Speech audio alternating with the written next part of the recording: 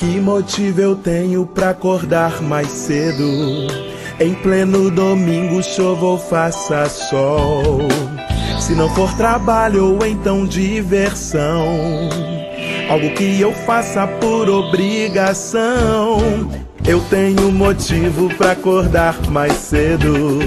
Em pleno domingo, chova ou faça sol. Vou te encontrar na escola dominical, que faz o domingo ser especial. Escola dominical, feita pra mim, pra você. Espaço pra crescer e a Bíblia conhecer, sempre junto com você. Escola dominical, feita pra mim, pra você. Espaço pra crescer e a Bíblia conhecer, sempre junto com você. Que motivo eu tenho pra acordar mais cedo? Em pleno domingo, chova ou faça sol. Se não for trabalho ou então diversão, algo que eu faça por obrigação. Eu tenho motivo pra acordar mais cedo.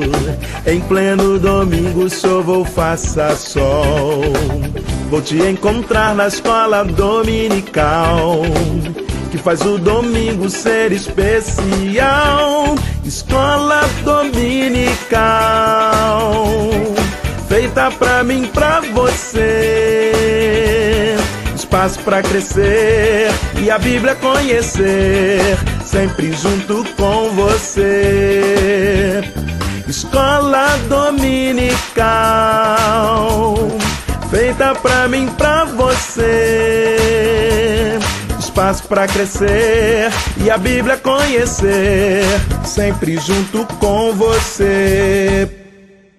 Escola dominical, feita pra mim, pra você. Espaço pra crescer e a Bíblia conhecer, sempre junto com você. Sempre junto com você. Sempre junto com você. Graça e paz a todos que nos acompanham no canal Palavra Viva e Fiel. Vamos para a terceira lição do trimestre. Gideão, o quinto juiz de Israel. Juízes capítulos 6 e 7. Texto áureo. Tocaram, pois, os 300 as buzinas, e o Senhor tornou a espada de um contra o outro, e isto em todo o arraial, e o exército fugiu para Zererá. Juízes capítulo 7, versículo 22. A verdade prática nos diz que a espada de Gideão foi importante, mas é a espada do Senhor que garante todas as vitórias do povo de Deus. Juízes capítulo 7, versículos 1 a 22 é a nossa leitura bíblica. Na introdução do nosso comentário, lemos que desta vez os inimigos e opressores de Israel foram um povo chamado Midianitas. Eles foram oprimidos por um período de 7 anos. O povo clamou e Deus levantou Gideão para libertar Israel. E depois disso, a terra ficou em paz por 40 anos. Quem eram os midianitas? Eles eram descendentes de Abraão, através de sua segunda mulher, Quetura. Sim, Abraão teve outras mulheres, além de Sara e da escrava Agar. Então, de uma dessas mulheres veio o povo chamado Midianitas. Eles viviam ao longo do Mar Vermelho, invadindo, saqueando, negociando. José foi vendido por seus irmãos para negociantes midianitas. Moisés também se casou com uma midianita. Os midianitas atacaram o território de Israel durante o período dos juízes, mas foram derrotados por Gideão.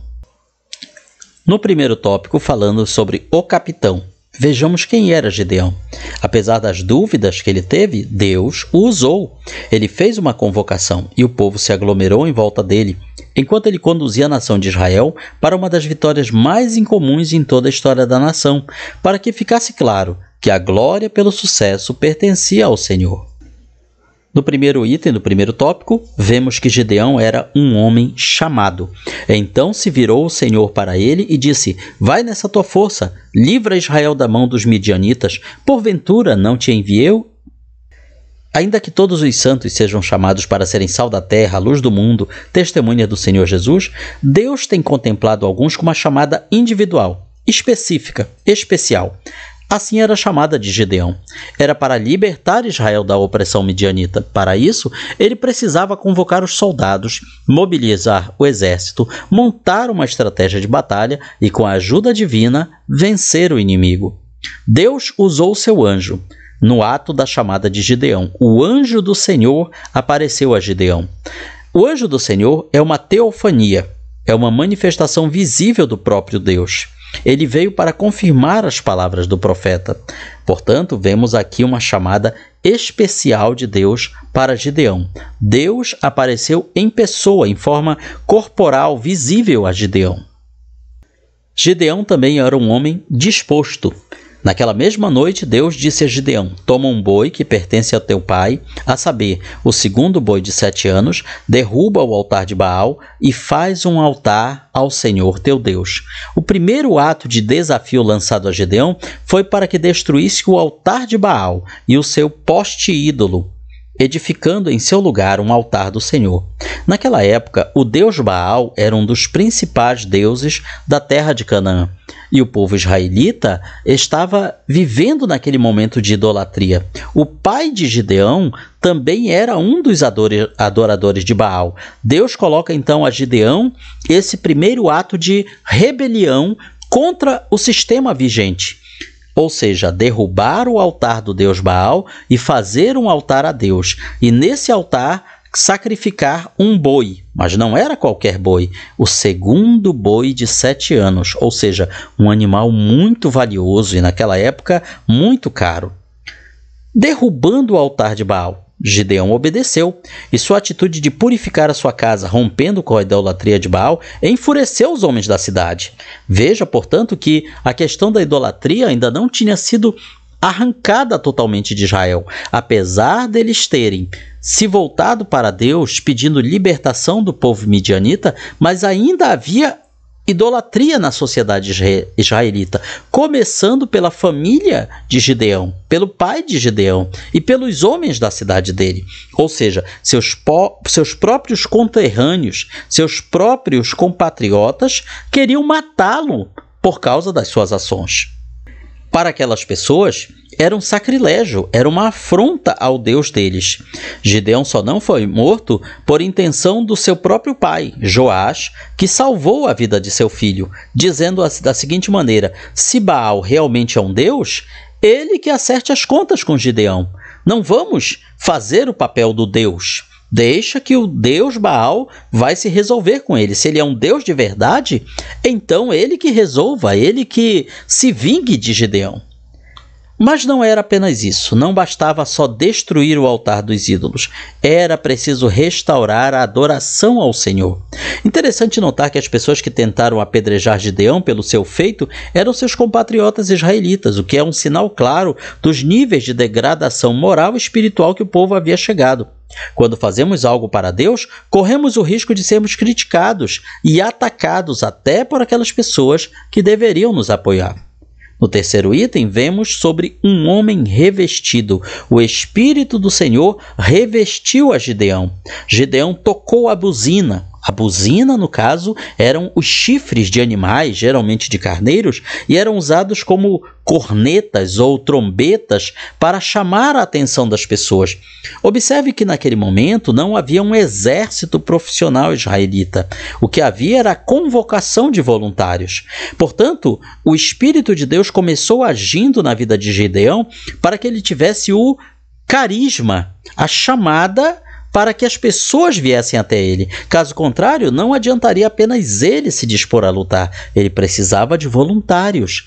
Deus, portanto, agiu através de Gideão para que as pessoas tivessem confiança de se juntar a ele nessa luta. Não era uma tarefa fácil. Deixar seus afazeres, deixar a sua casa e a sua família e ir para o campo de batalha. Para pessoas que eram camponeses, eram gente da cidade, não eram soldados profissionais, não eram guerreiros treinados. Depois dessa consolidação da chamada e o rompimento com a idolatria, o Espírito do Senhor revestiu a Gideão com poder e autoridade espiritual para o cumprimento da missão que lhe estava proposta. Todas as vezes que o Senhor designa um homem para uma missão específica em ambos os testamentos, Deus o capacita para a execução da obra. Como se costuma dizer, Deus não escolhe os capacitados, mas capacita os escolhidos. O Espírito Santo, o Espírito do Senhor, que revestiu a Gideão, ele é uma pessoa, mas uma pessoa de natureza divina. Ele comunica o amor de Deus, convence perfeitamente, opera na regeneração, testifica de Cristo, mobiliza as pessoas, capacita para o trabalho e reveste de poder. E, além disso, promove poderosos avivamentos. Foi essa força, esse poder, essa pessoa que agiu na vida de Gideão de tal maneira que ele chamou o povo para a batalha e o povo respondeu positivamente. Da lição: o exército. Gideão tinha uma visão limitada, mas estava comprometido com Deus. Teve seus momentos de fraqueza e fracasso, mas ainda era servo de Deus. Tinha como missão executar a tarefa que estava diante dele: preparar um exército para a guerra. Primeiro item nos fala dos convocados. Havia 12 tribos em Israel. O exército de Gideão partiu de todas essas 12 tribos? Não. A Bíblia nos fala que os mensageiros de Gideão foram por toda a tribo de Manassés, que era a tribo de Gideão, e também as tribos de Aser, Zebulon e Naftali, e saíram ao encontro. Portanto, dessas 4 tribos vieram os voluntários para batalhar contra os midianitas. Porém, veja a reação de Deus, os dispensados. O Senhor disse a Gideão: muito é o povo que está contigo. Ora, os midianitas eram um inimigo grande, poderoso. Eles não eram apenas uma tribo qualquer que estava ali pelejando contra eles. Não eram um bando de mercenários, simplesmente. Eles eram um inimigo formidável. No capítulo 6 de Juízes, nós lemos que os israelitas se escondiam dos midianitas nas cavernas e em outros lugares seguros nas montanhas, porque os midianitas eram mais fortes que eles. Todas as vezes que os israelitas semeavam, os midianitas vinham junto com os amalequitas e os povos do deserto e os atacavam, destruíam as suas colheitas, não deixavam nada para os israelitas viverem. Ou seja, era um inimigo que vinha e deixava a terra arrasada, destruía as colheitas e levava os animais de corte e de carga. Portanto, era um inimigo formidável. A Bíblia nos fala, ainda em Juízes 6, que eles eram tão numerosos como os gafanhotos. Eles e os seus camelos eram tantos que nem dava para contar. Vinham para destruir a terra e o povo de Israel não podia vencê-los.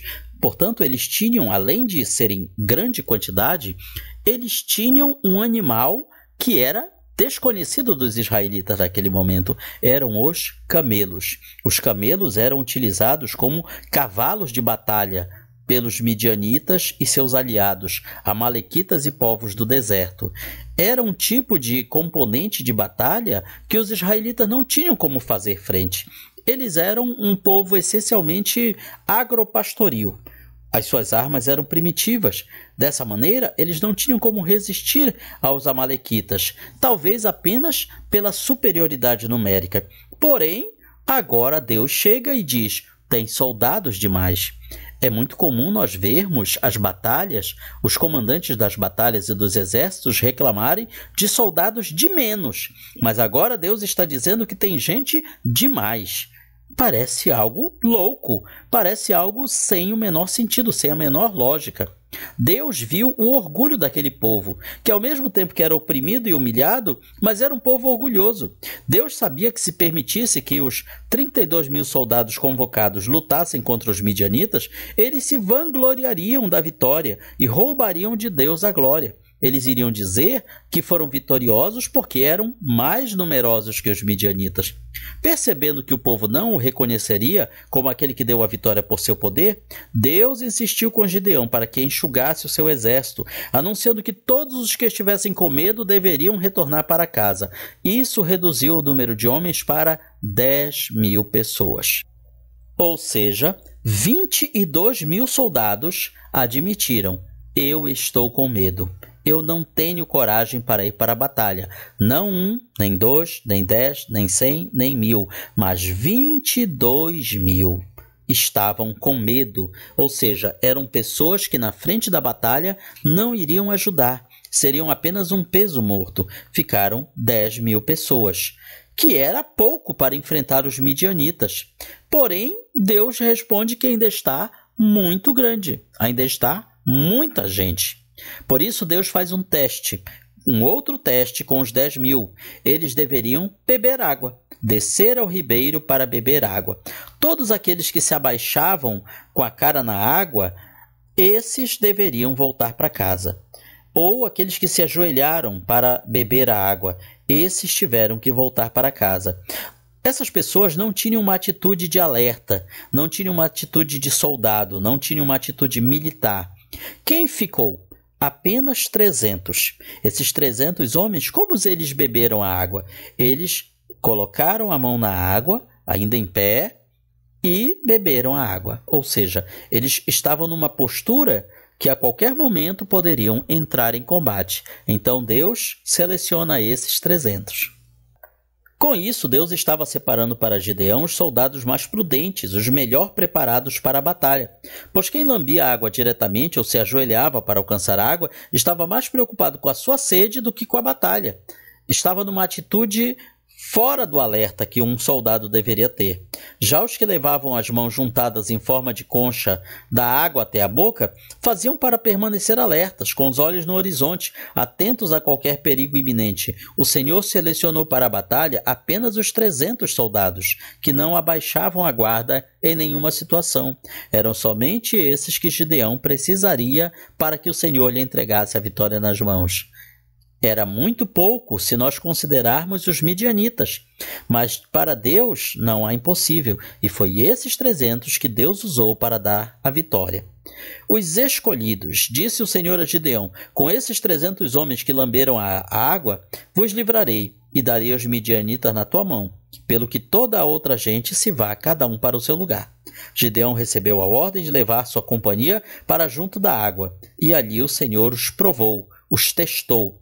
A palavra hebraica usada é o mesmo usado para derreter o metal, visando deixá-lo puro, separá-lo das impurezas. E foi isso que Deus fez com o teste da água. Ele separou aquilo que era puro para a batalha daquilo que era impuro. Ou como nós diríamos hoje, ele separou os meninos dos homens. Foram apenas 300 homens para lutar contra uma multidão de 135.000 inimigos.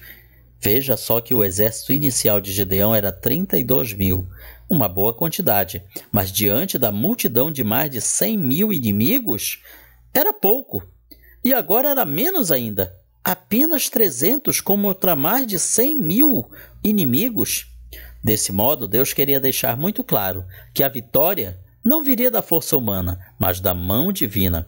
Deus pode ganhar grandes batalhas com poucos homens. Deus é o grande Deus das pequenas coisas. Terceiro item da nossa lição: a vitória. Sabemos pouco a respeito das habilidades naturais de Gideão, mas o anjo do Senhor o chamou de homem valente e o instruiu dizendo: vai nesta tua força. Muito provavelmente, Gideão possuía força física e coragem. Veja o plano traçado. Sucedeu que, ouvindo Gideão a narração deste sonho e a sua explicação, adorou e tornou ao arraial de Israel e disse: levantai-vos, porque o Senhor tem dado o arraial dos midianitas nas vossas mãos. Gideão vai até o acampamento dos inimigos e ali se esconde e escuta 2 guardas conversando. Um deles conta um sonho. O sonho é que eles via um pão de cevada rolando e derrubando todas as barracas do acampamento. E o outro guarda responde: isso é o exército de Gideão, é a espada de Gideão. Nós devemos tomar cuidado, porque ele dará a vitória. Ele terá a vitória contra o nosso exército.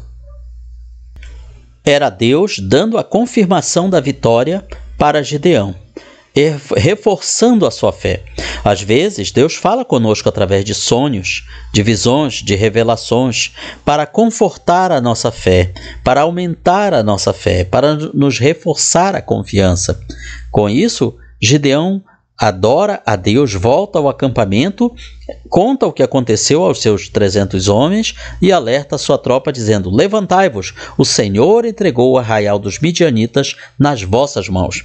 Ele divide os seus homens em 3 companhias, 3 centúrias, como nós chamaríamos, e entrega a cada um deles trombetas, cântaros, ou seja, vasilhas de barro, com tochas. Olhem para mim, disse ele, façam o que eu fizer. Gideão começou com 10 servos da sua casa para destruir o altar de Baal e construir um novo altar para Deus. Agora ele iria com 300 homens enfrentar um exército de mais de 100 mil inimigos.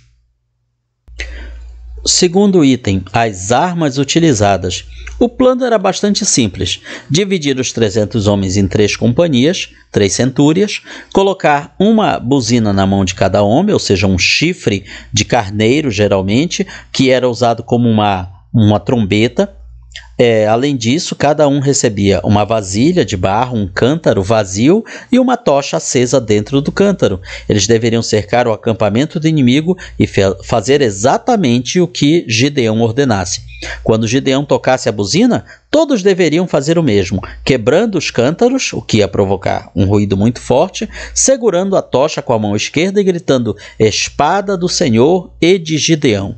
Imagine você, 300 buzinas tocando alto, de uma só vez, enquanto o acampamento inimigo inteiro dormia.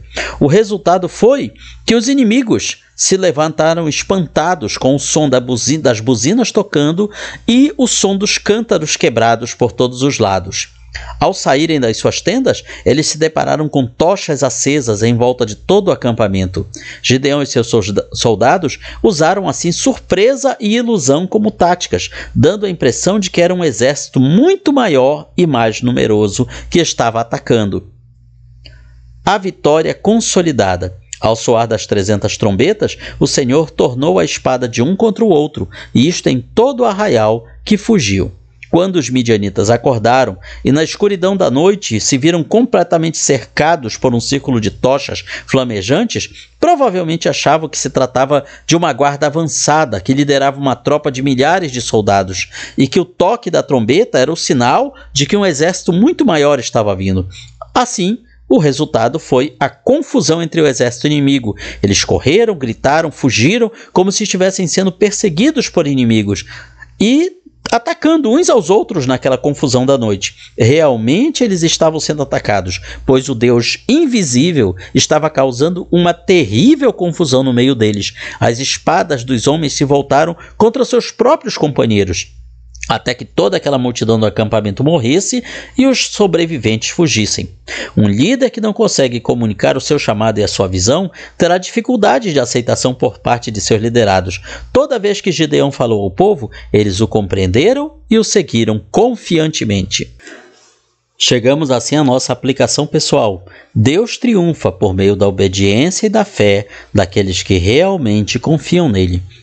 Gideão tinha tudo para ser derrotado. Um exército pequeno, despreparado e sem grandes armas. Porém, ele soube utilizar o pouco que Deus tinha lhe dado. Ele confiou em Deus, usou uma tática militar que seria repetida em vários exércitos ao longo dos séculos. A tática do elemento surpresa. E Deus interviu, semeando nos corações dos inimigos confusão, medo, revolta uns contra os outros.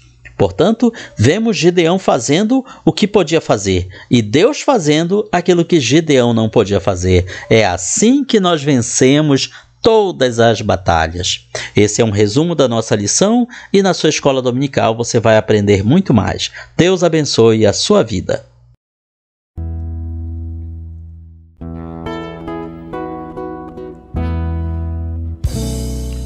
Findou-se o tempo de estudo da escola dominical. Boa lição aprendemos do nosso Pai Celestial. Despede-nos, Jesus Cristo, em tua paz e amor, e nos concede para sempre o teu celeste favor. Aos visitantes e amigos agradecemos também. Que a paz de Deus reine em todos e até domingo que vem. E até domingo que vem. E até domingo que